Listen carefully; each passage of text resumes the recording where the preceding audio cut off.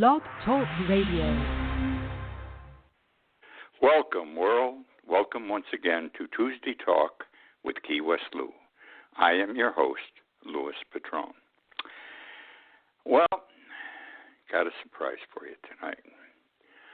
We've been doing a lot of Trump. He's covered the news for at least the last year. Every week, every day. You know, the problem is every day he comes up with 5 new topics. And you try to address them, and then the next day he has 5 different topics, and you get tired of the man after a while. He's got you going crazy. And I reached the point where I'm sick of this election. It should have been over a month ago. I think we also started a little early. So what I've done I write a blog, every morning. I have 70,000 subscribers worldwide to the blog that I produce every morning.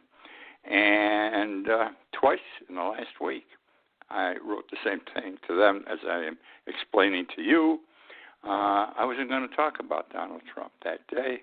And I wrote some historical stories and things like that were of interest and said, we all need a break. That's all. We need a change of pace. Well, tonight's turning into a break, a change of pace.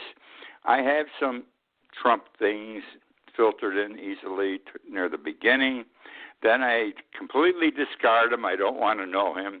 And unless the show goes longer than I think, I'll get this. I have some items about him at the end that I will never get to. So I don't ask for your forgiveness. I ask you to sit back and enjoy whatever I'm going to talk about tonight. But I am trying to avoid Donald Trump. We all have an election next week. Next week at this time, we may know, when I'm doing the show, we may know some states that have already closed their balloting, and we will know who won the state. It's all going to be very interesting. But tonight is time off, take a break. In doing so, we're still going to travel around the world a bit. We're going to go to Utah, Texas, Tombstone, Arizona, Dodge City, Chicago, the Crimea, and Washington, D.C.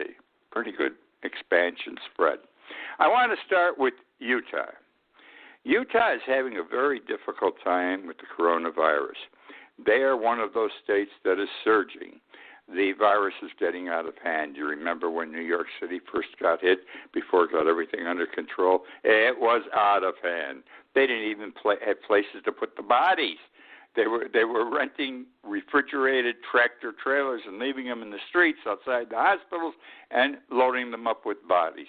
Anyhow, that's the position that Utah is almost in. The hospitals have told the world that we just don't have enough ICU beds.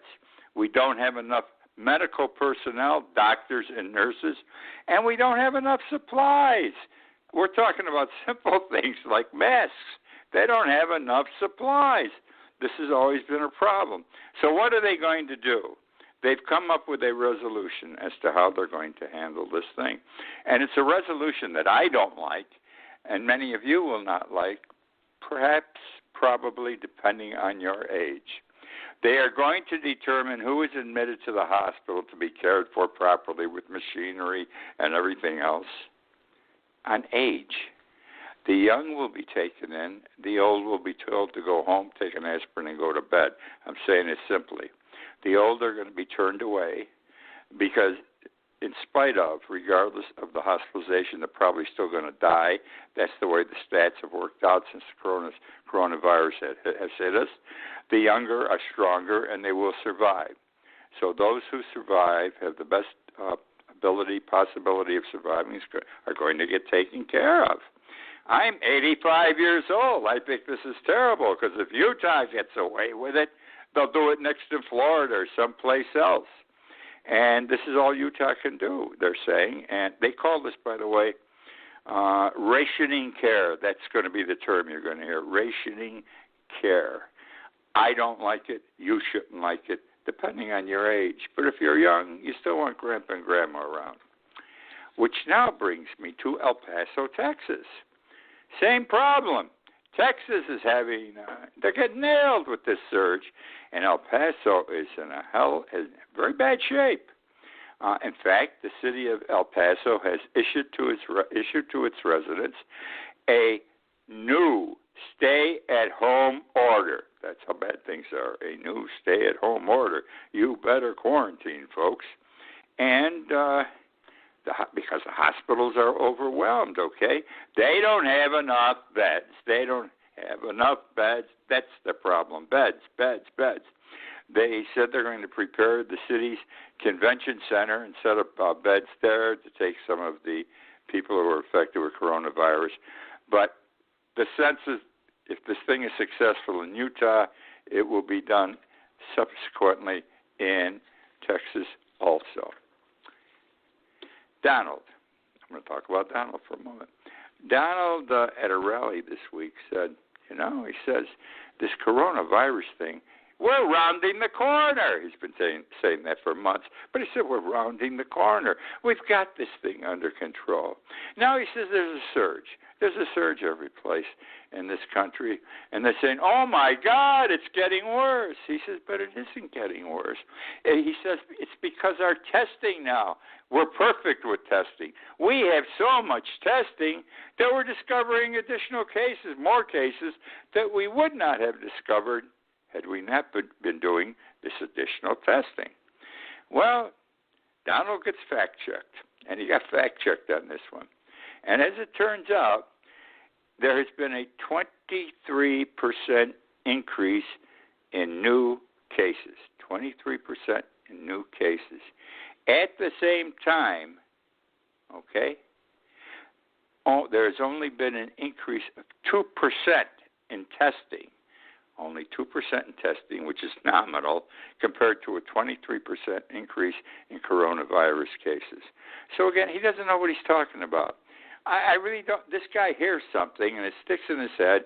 It could be totally wrong, but he's going to talk about it for 3 months because he thinks it's fact because he heard it someplace. He's bad. Okay, he's bad. Now, going to talk about gunfight at OK Corral. We all know about OK Corral, Tombstone, Arizona, Wyatt Earp. Okay, and there's a reason why I'm sharing this with you. It's an interesting story. It's a non-Donald Trump story. That's why, and parts of it you probably aren't aware of. What I'm going to share with you towards the end of the story, and that's why I'm doing it. More interesting than politics tonight, as far as I'm concerned. Now, let me see here. Hold on with me a second. Gunfight at OK Corral was October 26, 1881. October 26, 1881. Wyatt Earp, his two brothers, Virgil and Morgan, and Doc Holliday. And they fought it out with the Ike Clanton gang, the Ike Clanton gang. We all know who won, Wyatt Earp's side. Now, the battle, the gunfight itself, 30 seconds, which isn't long. Whenever we go to the movies, it takes quite a while to have the gun battle. But in reality, that wasn't the case. The fight, though, the shootout at OK Corral is considered one of the greatest shootouts in the annals of the Wild West. I believe it, don't you? One of the greatest shootouts in the annals of the Wild West. Now, Wyatt Earp I'm going to chat about here for a moment, and then I'm going on to Masterson. Okay? Wyatt Earp didn't spend his last days in Tombstone, didn't remain a cowboy. Now, recall this happened in 1881. He eventually found his way somehow to Hollywood, and this was when Hollywood was swinging. Many years after Tombstone, but he ended up in Hollywood, and he got into show business. Though he wasn't a star, a cowboy, or anything like that. I think he was more of an advisor. He died ultimately in 1929. While he was in Hollywood, he became good friends with a then movie star he was a big cowboy movie star, William Hart. I never heard of him, and I'm older than anybody, but William Hart was a star back in the teens and the 1820s, and he worked with William Hart, and he taught, and William Hart acknowledged this, he taught Hart how to quick draw, because Wyatt Earp was a quick draw. Okay, now we're going to talk about, that's the story on Wyatt Earp. Ended up in Hollywood, had a good life, nice life. Everybody else died that was in the battle. He didn't, not at the time of the battle. I want to talk about Bat Masterson, another hero of the Old West. They all sound like, the musical tune I get in the back of my head, it's the Lone Ranger with these guys coming down. Anyhow, Bat Masterson,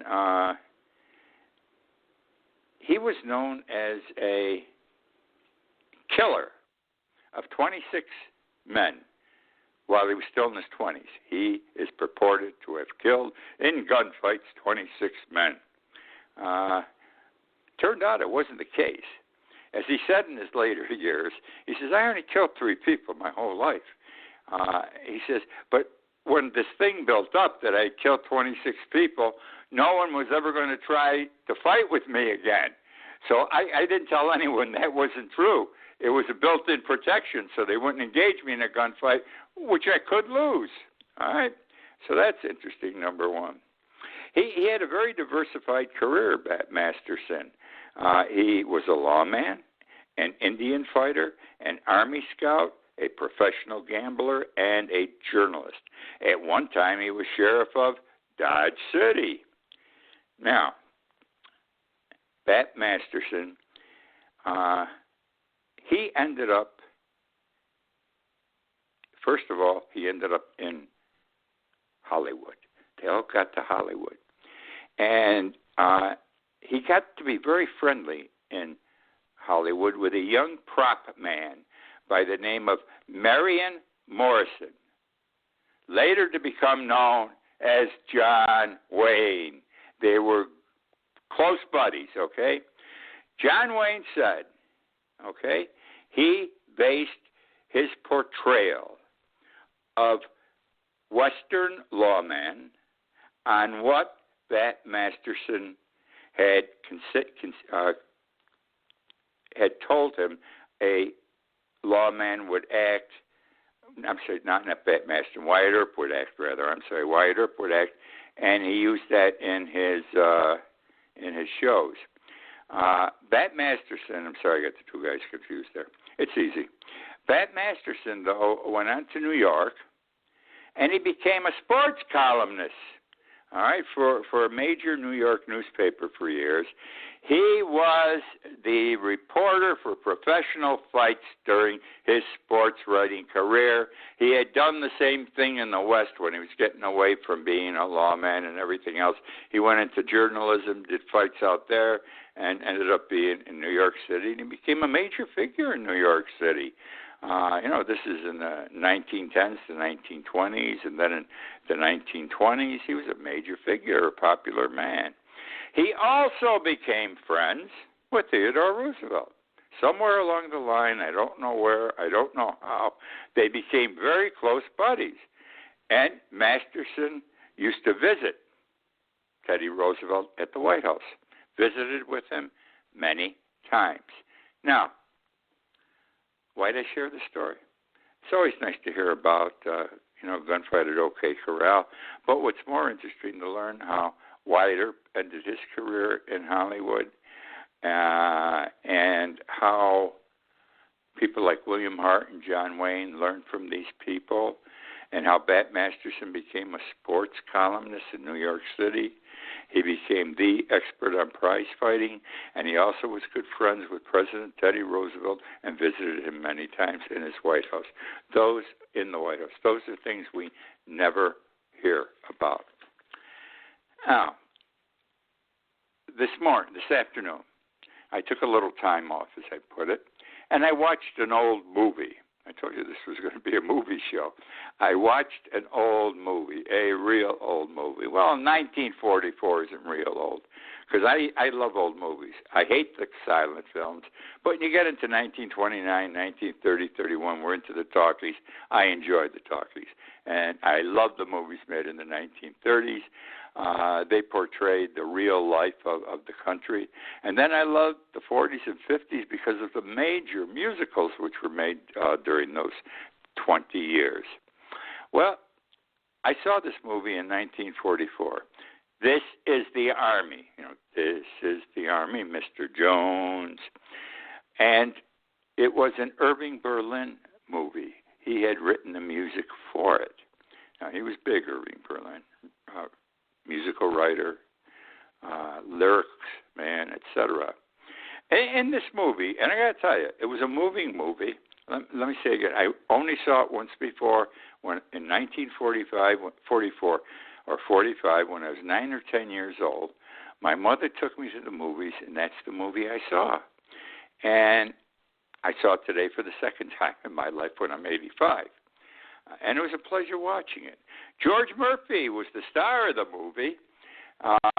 George Murphy was a popular actor, and he was a star in the 30s, 40s, and into the 50s. He also then became a United States Senator for the state of California. Also in the movie was Ronald Reagan. Now, we've all seen a lot of Ronald Reagan movies, and here's the way they worked. He never was the star. Think about it. He was always second banana, just the way it is. He was a good-looking guy. I thought he was a good actor, but he never was the star. He was second banana. And when his movie career was over, he was still relatively young, he went to work on television as the announcer for some weekly television show that had to do with stories of the Old West involving the desert. The show was sponsored by General Electric, and he became very friendly with General Electric. Now, prior to this show, he had been a Democrat. Once he got involved with this show and tight with the hierarchy of General Electric, he became a Republican conservative. He made the switch. And then after that, he had another job. Oh, they had a union. This doesn't fit with becoming a Republican, but the Movie Actor Guild, he became, I think, head of that or whatever the union was for movie actors. Nobody thought much of him, especially when he wanted to become a politician. Nobody thought he had that much in brains. I say this with all due respect. He was not respected as a governmental leader, as a politician, until he became governor of California. And then when he became president, they still thought when he was running, people didn't think he had it. And he was supposed to have lost the election, by the way.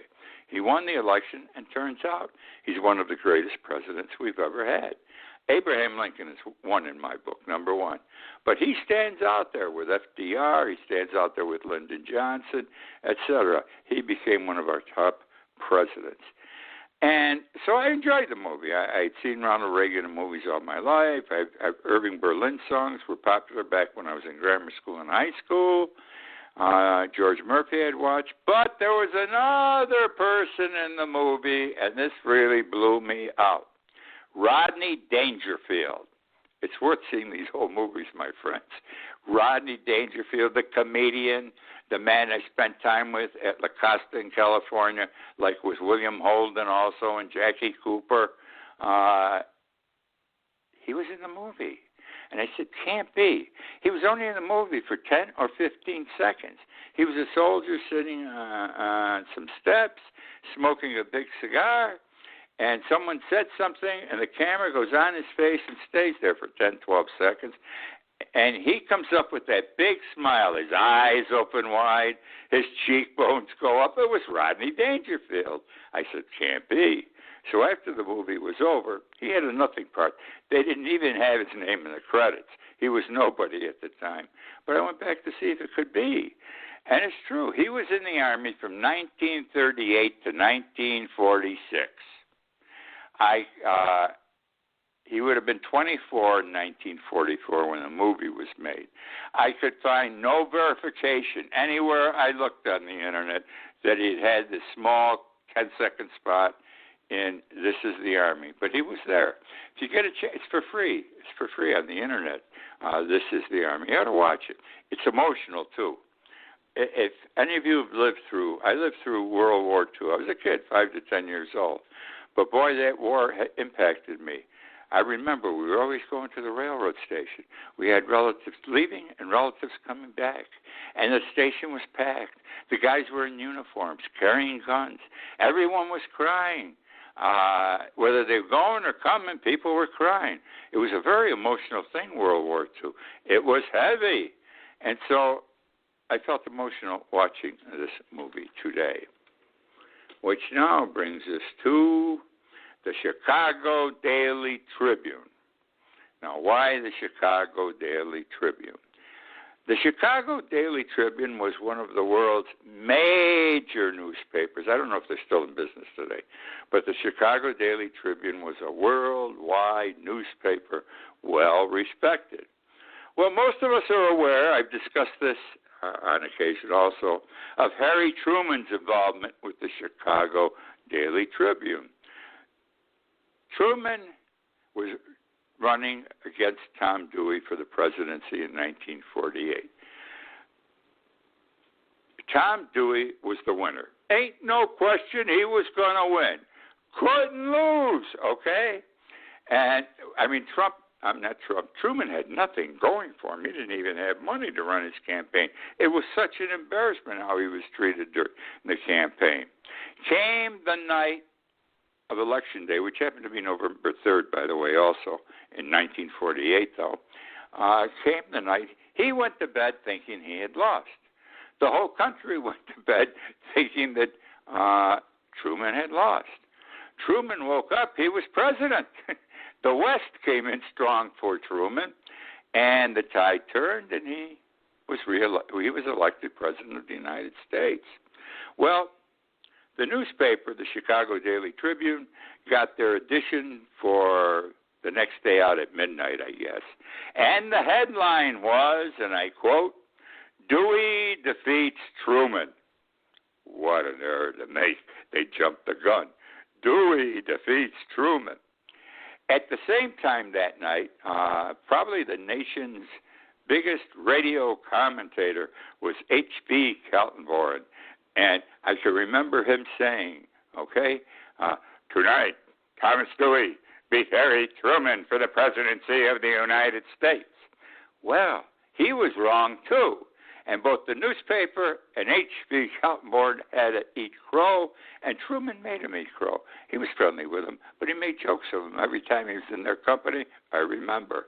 Now, why do I talk about that? I talked about that election in the past. I've written about it, and most of you know about it.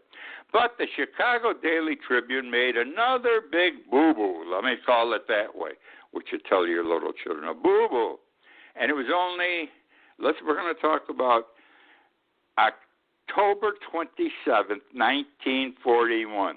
October 27th, 1941. 40 days before Pearl Harbor. 40 days before the Japanese attack on Hawaii. 40 days before December 7th. Okay? That's all. The Chicago Daily Tribune, I'm laughing. I don't know how they could be this stupid. What I'm going to share with you now is pure stupidity. They dismissed in an editorial the possibility of war with Japan, editorializing, and I quote, "She," meaning Japan, "cannot attack us. That is a military impossibility. Even our base at Hawaii is beyond the effective striking power of her fleet." 40 days before the attack, they hurt us at Pearl Harbor, December 7th. They came up with this act of brilliancy. And I just wanted to share it because that's two major items they were wrong on, both amusing as it turns out. Now, I am always thrilled by the charge of the Light Brigade. And I'm going to talk about the charge of the Light Brigade. And why? I've talked about it before. I've written about it. One of the greatest narrative poems ever written. And Let's start this way. The charge of the Light Brigade took place on October 25th, 1854, rather. October 25th, 1854. The head of the brigade, it was British. This was a war between Britain and Russia. The head of the British forces leading the attack I'm going to talk about was Lord James Cardigan. Remember his name because I'm going to come back to him in the end. This was part of the Crimea War. This charge took place at the Battle of Balaclava. All right? There were 600 men who rode their horses, 600 British troops who rode their horses up this hill to attack the Russian cannons on the top of the hill. Now, the hill wasn't a hill. It was about 45 degrees or less, but it was all uphill. On top of the hill was a line of Russian cannons. To make it even worse, to the left of the hill and to the right of the hill were more Russian cannons. So these guys going up the hill to attack the Russians had cannon fire from the left, from the right, and coming right at them in their faces. They won the battle, by the way. 600 of them went up that hill. 400 died. Okay, it was a real act of heroism. The other thing that's interesting, they weren't even supposed to be there. It was a mix-up in the orders. They were not supposed to be the group making the attack. It was another group. They generally went in to clean up, not be the main force, but they were there. Now, news didn't travel swiftly. The battle was on October 25th. It took till December 2nd for the information to reach England. Alfred Lord Tennyson was poet laureate of England. He read the newspaper article. He sat down, and as history tells us, within 6 minutes, wrote the great poem, one of the great poems of history, The Charge of the Light Brigade. And the other thing about Lord Cardigan, before I get to the charge itself, was, you've heard of cardigan sweaters? He thought his men were too cold wherever he took them to fight. They had to have something under their jackets or their tunics. And he invented or had devised the cardigan sweater. It's named after him. And since that time, for many years, British soldiers wore it under their tunic. Now we get into the poem itself. I've got certain parts of it here.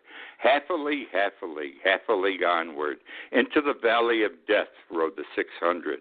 Theirs not to make reply, theirs not to reason why, theirs but to do and die. Cannons to the right of them, cannons to the left of them. From the mouth of hell, back from the mouth of hell, all that were left of them, left of the 600. When can their glory fade? Oh, the wild charge they made. Honor the Light Brigade, noble 600. Terrific, absolutely terrific. Only a poet laureate could write it, and he did it in 6 minutes. Wild, okay? Amy Coney Barrett was sworn in by the Chief Justice this morning. She's now officially on the Supreme Court. She was sworn in last night in front of Trump in the White House with Judge Thomas, the black justice, swearing her in. That was all for show. Trump doesn't swear her in. The Chief Justice does. Judge Thomas they had there because Trump's trying to drum up the black vote. But she's sworn in. As I've said many times on the show, as I've written, this woman is an absolute disaster. She's wrong for the Supreme Court. And a lot of it has to do with she's an ultra-conservative to the right and with the fact she's not a Catholic. She's been part of this group. It's a cult, Pride of Reason or something like that.